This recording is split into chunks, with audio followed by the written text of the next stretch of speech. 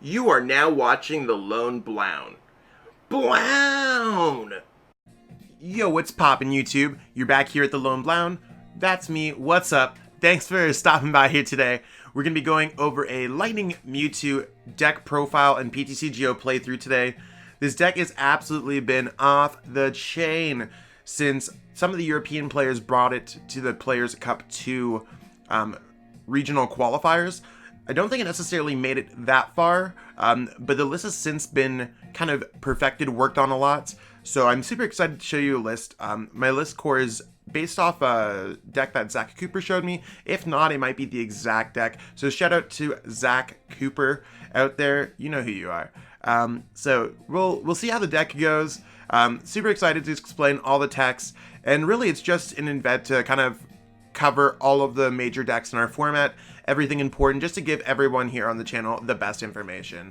So I hope that you like the kind of change up in content on this channel. I mean, we've always tried to cover the best content, but this is me just really working my best to show you what we can do here. Production value can always go up, so stay tuned for upcoming things like that, but I really want to go over exactly everything that I possibly can. So without too much waiting, let's head over on there and let's see what's going on in this deck. Alright, so you can see exactly that this deck is based off of Mewtwo and Mew-GX. This isn't the first time that we've seen a Mewtwo and Mew-GX deck do well. Of course, we've seen this deck win our 2019 World Championships. Henry Brand kind of taking this deck, catapulting it into the success of Pokemon. Mewtwo and Mew-GX copies Pokemon from the discard pile, with Pokemon EX and most Pokemon GX rotating. A lot of players were like, yo, how is this deck going to really work? This is probably the best way. I'd say actually it's the best way to run Mewtwo and Mew-GX this current day. Before we get too far into it, if you're missing any of the cards from this deck, head over to PTCGOstore.com, plug in code Zelesage5. You can also find that code in the description. You can just click show more. The code's right there, all spelled out for you. The copy and pasteable version of this deck is also there, and there's some words from some of my other sponsors too, so feel free to check out all that good stuff and my socials. So kind of going over this deck in order. We got Crobat V. Crobat V, like in most decks here, is going to be for drawing cards with its Dark Asset ability. With the deck playing Aurora Energies, you actually can't even sleep on most attacks in this deck, Venomous Fang being one of them. Whether you're playing against, maybe you're playing against a Desi-Goons deck, you could always poison your opponent with Venomous Fang. Maybe your opponent is weak to Dark type. I actually don't even know if there's a Pokemon that's weak to Dark type. I think there's some Ghost Pokemon, like Psychic Pokemon, that are weak to Dark. But regardless, Venomous Fang is not an attack to sleep on, and you never know when you're going to be able to hit something with a Crobat V, especially with Aurora Energies. Keep all your options open when you're playing this deck. You got Galarian Sirfetchd. So you're like, yo, Zach, why are you going from Dark to Fighting, and there's Grass and Psychic? This deck really runs off of Aurora Energies, and it's a Lightning Pokemon base. So it allows us to accelerate with Pokemon like Boltund V and Tapu Koko Prism Star.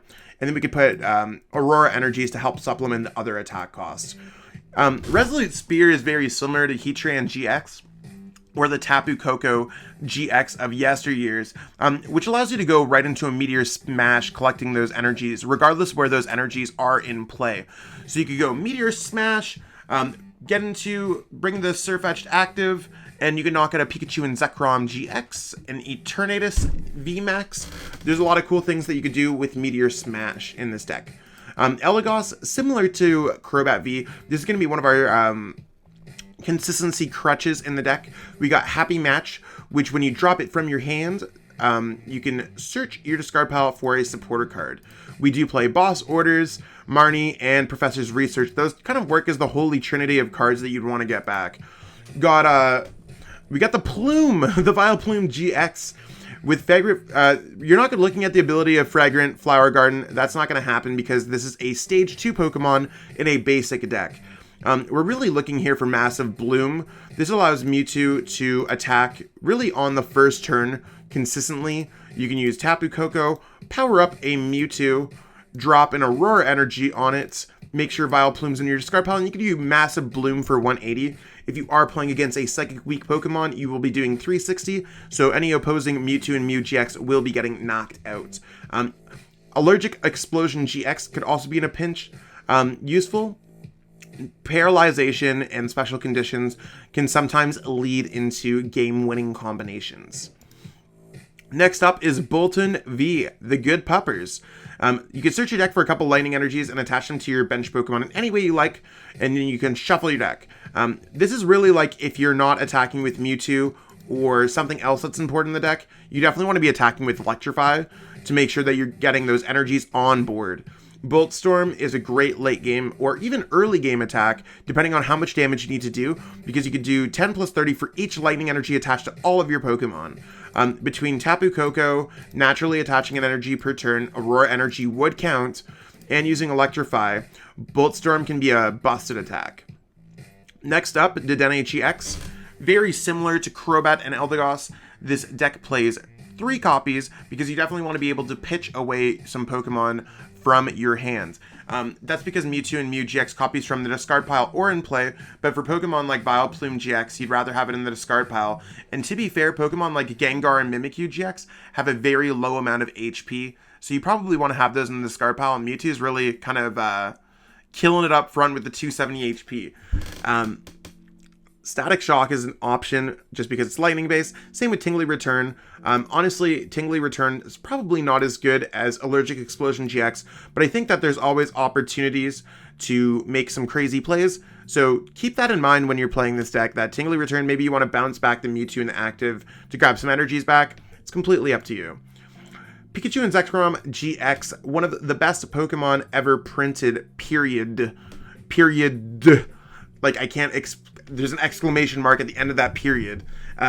Full Blitz allows you to go 150, grab 3 lightning energies and attach them to one of your Pokemon and shuffle your deck. So you could basically go, if you don't get off the turn 1 Full Blitz, which seems not likely in this deck. I mean, I don't even think it's possible because you can go lightning energy and Tapu Koko on the first turn. Go for that Electrify, or you can manual attach the 3rd energy. Then you start getting extra energies while doing damage with Full Blitz.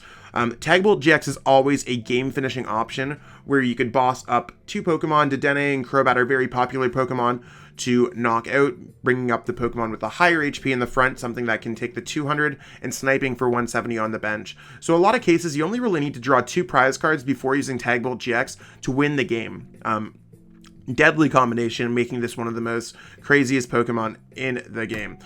Tandem Shock here with the Raichu and Alolan Raichu-GX is probably the most underrated attack in the Pokemon TCG right now, and it's probably the reason why Pikachu, Zekrom, Mewtwo Mew, Lightning, and even Hybrid Mewtwo are at the top of everyone's radar.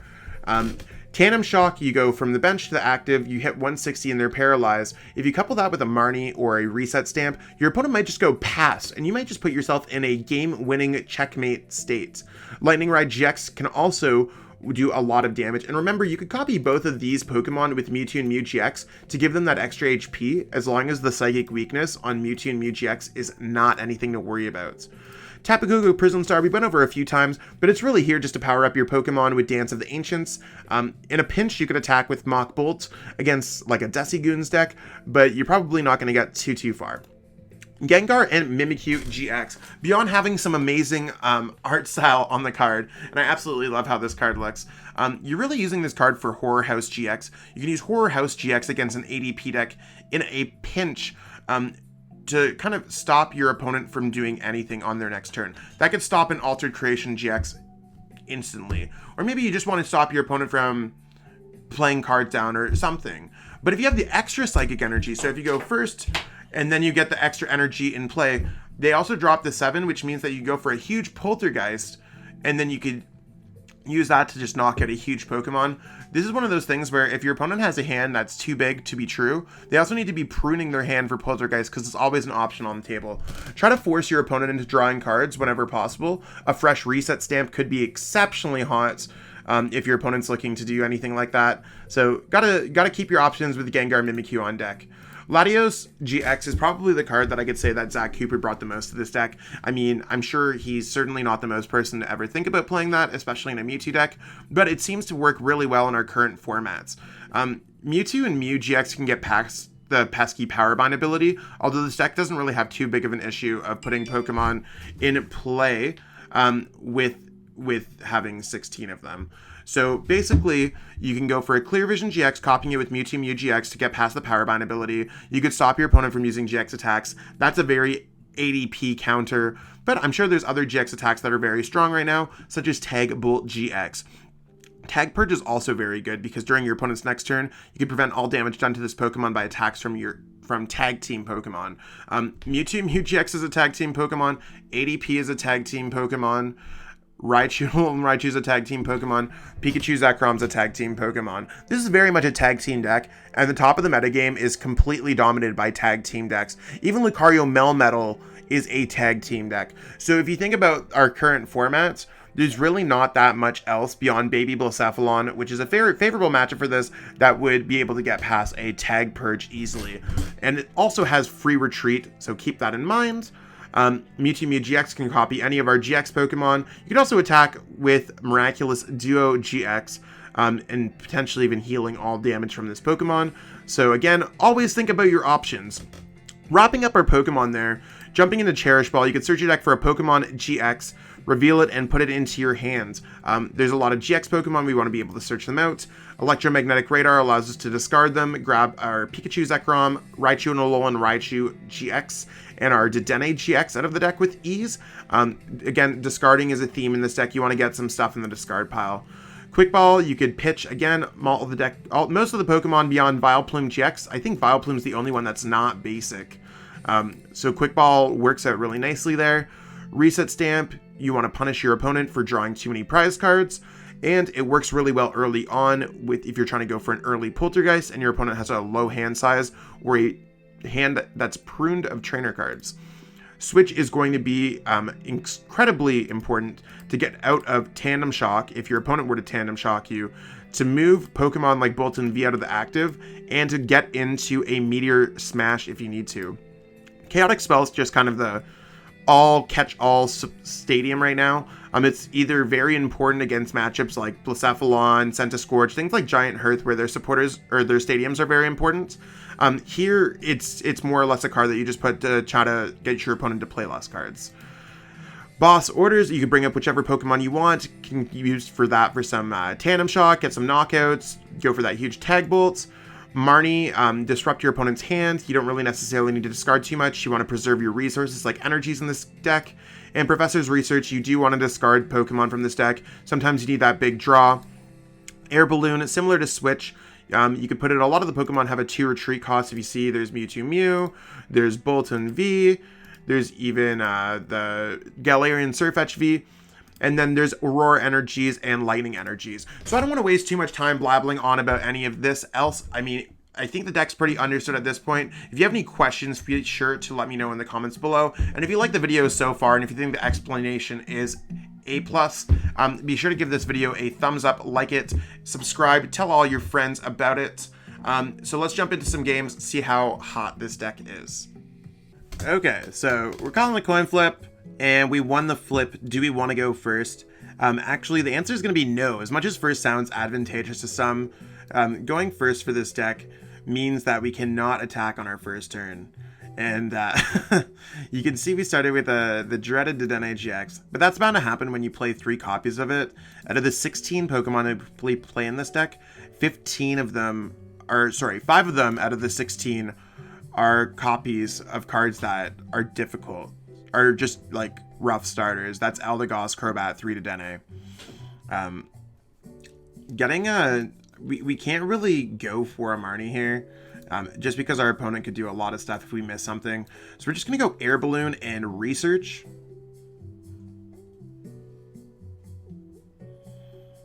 Okay, I'm kind of debating if we can go for a Gengar Mimikyu play. That'd be really cool if you ask me. So I'm just gonna go Cherish Ball and make sure that I can get out a Mewtwo. Do we have the Gengar? We do. Just double check through so you always know your options with this deck. We did prize an Aurora Energy, but that's completely fine. I'm also gonna go Quick Ball.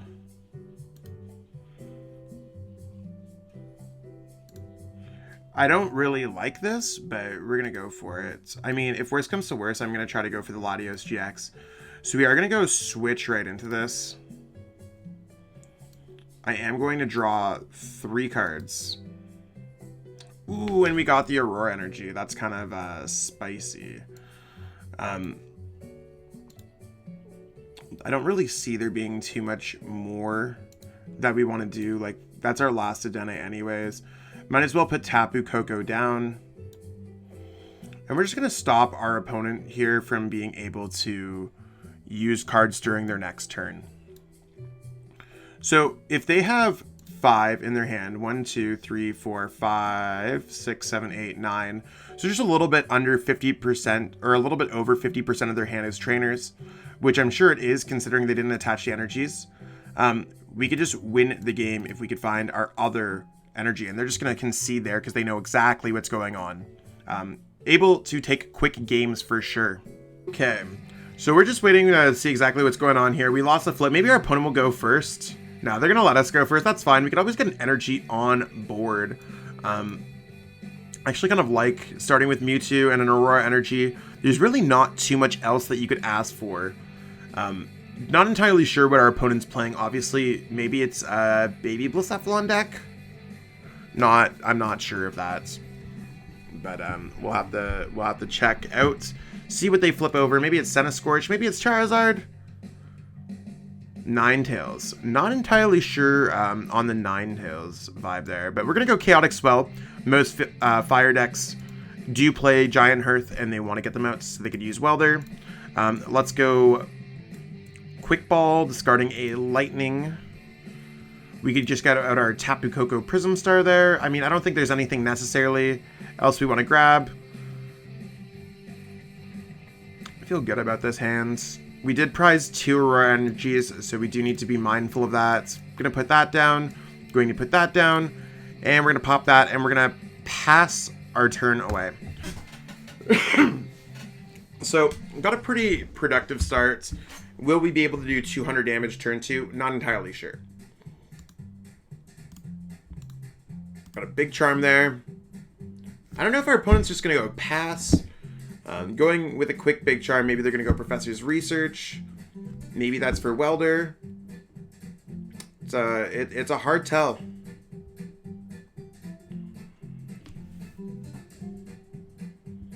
There's a Fire Energy. Okay, and then they're probably just going to go in to grab a Dedenne-GX, a Crobats. At least those would be common cards to grab out. The Ninetales V is an interesting part of this deck. Same thing with Big Charm. Everything else seems fairly normal. Yeah, and they have a hand filled with fire energies like most decks. See the Giant Hearth, the Chaotic Swell prediction was definitely the correct one. Just want to stop our opponent from using Volcanion as soon as possible. And I'm completely fine if they do that. I'm actually just going to research here. There's no point of playing Reset Stamp. We do want to get a second Lightning Energy in our discard pile for Dance of the Ancients. So let's go Professor's Research. You can see we did get an Air Balloon there.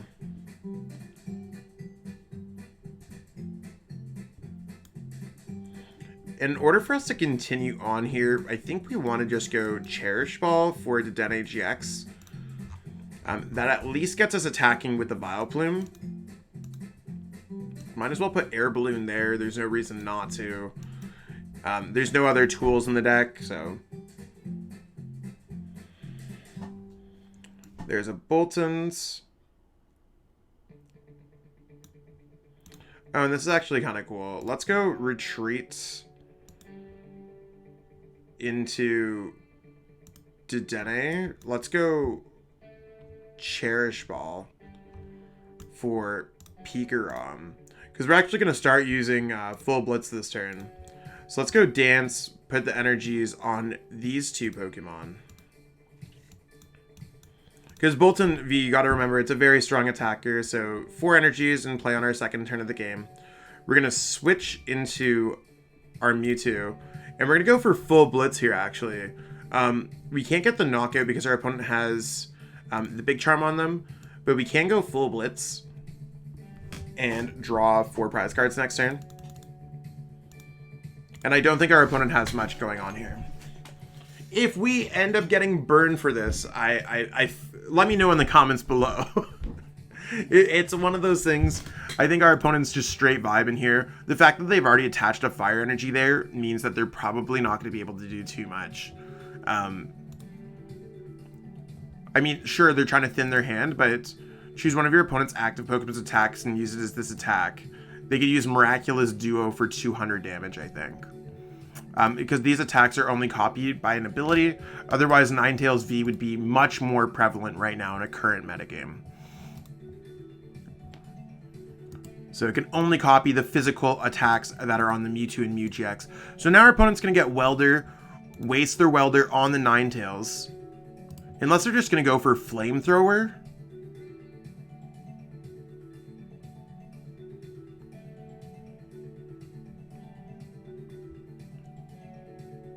Okay, so they're playing a Centiskorch based deck. Got it. Yeah, and they use their GX attack. Oh, that's kind of cute. They also healed because they had the extra energy. I get it. I mean, there's nothing that stops us from using Miraculous Duo, but I guess that kind of defeats a lot of the purpose. Let's just go Lightning Energy on Boltund. I'm going to go Marnie, because our opponent can't play Welder. And they can't play Welder and Boss Orders in the same turn. So I'm going to go I don't know if there's anything I want to get in my discard pile. I'm going to go Cherish Ball first, actually, because I think there are cards that I want to get in my discard pile. Let's grab Gengar Mimikyu, get that into the discard pile with Giant Hearth. Just getting it out of the deck. Drop a Chaotic Swell, so our opponent probably has nothing going on there. I am going to retreat. And there's really not much else I really want to do, so I'm going to go for Bolt Storm for the knockout here, clearing our opponent's board of energies, and they can't respond to the Boltund. So if you could, as you can see, we potentially have win in play next turn, as long as we can get a boss's orders. If we go boss, bring up Crobat, and then tag Bolt GX, knocking out Dedenne-GX and the Crobat. And if our opponent sends the wrong Pokemon in the active position, this Pokemon's just 10 HP over what Tag Bolt could do. So we'll have to see exactly how it goes. But it looks like they're just going to grab Welder. Maybe they're just going to Welder onto the Centiskorch V, hope for the best. But we're looking for some secret sauce here.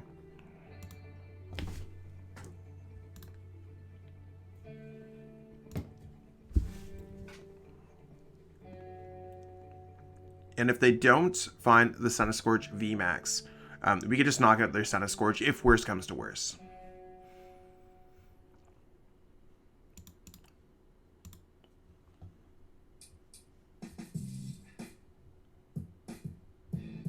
I think our opponent, like, I wouldn't be surprised if we saw a scoop here, like, they'd be losing, yeah. The reset stamp there, yeah, they gave us the win in hands.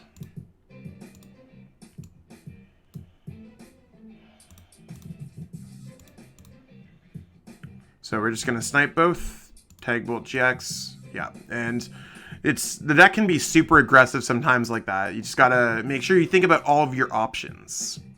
So as you can see in those games, this deck functions very similar to a Pikachu and Zekrom-GX. We also covered that deck on the channel maybe about a week ago. I plan on covering Hybrid Pika, which is basically just an upgraded Pika-ROM, also this week on the channel, just so you could all understand exactly what's going on with that deck. It's really one of those things where this deck is incredibly strong, incredibly versatile. You saw in our first game how we were able to use Horror House to block our opponent out of the game, and then game 2 we took on a different approach using Tag Bolt GX with Boltund to kind of transform this deck back into a traditional Pika-ROM deck.